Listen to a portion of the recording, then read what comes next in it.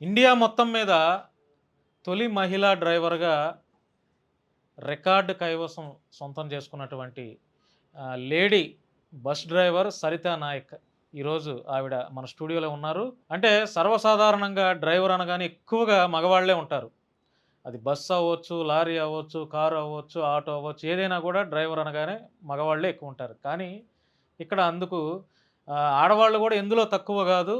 మేము గూడా మగవాళ్ళకి సాటిగా, ధీటుగా ఉంటాము. మేము గూడా మగవాళ్ళతో ఎక్కడ తక్కువ గాకుండా ప్రతి రంగంలోనూ మా ప్రతిభ మేము చూపించుకుంటాం అనే విధంగా ఈరోజు సరితా నాయక్ గారు దేశం మొత్తం మీద తొలి మహిళా డ్రైవర్‌గా ఆవిడ ఈరోజు పేరు సంపాదించుకున్నారు. కొన్ని విషయాలు ఎందుకు ఆవిడ డ్రైవర్‌గా ఎందుకు ఇంట్రెస్ట్ చూపించారు? అసలు ఎలాంటి ఆలోచనలతో ఆవిడ ఈ డ్రైవర్‌గా రావాలి, డ్రైవర్‌గా చేయాలని ఎలా ఆలోచనలొచ్చాయి? ఇంకా మిగతా విషయాలపైన కూడా మాట్లాడించే ప్రయత్నం చేస్తాను.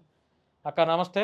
సార్ నమస్తే. ఫస్ట్ ఆఫ్ ఆల్ మీకు కంగ్రాచ్యులేషన్స్. Thank you. డ్రైవర్ అంటే ఆషామాషీ కాదు.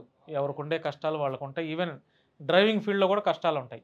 ఎట్లా మీరు డ్రైవర్‌గా అసలు ఫస్ట్ ఎలా మీ ప్రయాణాన్ని సాగించారు? ఎక్కడ మొదలైంది? ఆటో నుంచి సార్. ఆటో. ఊర్లో ఆటో నడిపాను అప్పట్లో. ఏ ఊరు? సంస్థ నారాయణపూర్, విలేజ్ వాయలపల్లి, సీతా నాయక్ తండా. ఓకే. చౌటుప్పల్ వచ్చేదాన్ని తండా నుంచి. అక్కడ నుంచి చౌటప్పల్లో ఆటో డ్రైవ్ చేసుకుంటూ ఆ! వచ్చారు. వచ్చి హ్మ్.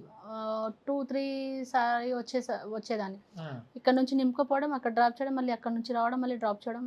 అట్లా మార్నింగ్ నుంచి ఈవినింగ్ వరకు అయిపోయేది. హ్మ్. 6 వరకు. హ్మ్. మళ్ళీ రిటర్న్ ఇంటి దగ్గర ట్రిప్ తీసుకొని అప్పుడు వెళ్ళిపోయేదాన్ని. అప్పుడు ఆటో తోలేటప్పుడు ఎంత సంపాదించేదానివక్క? 300, 400 అని. మీకు పెళ్ళయిందా?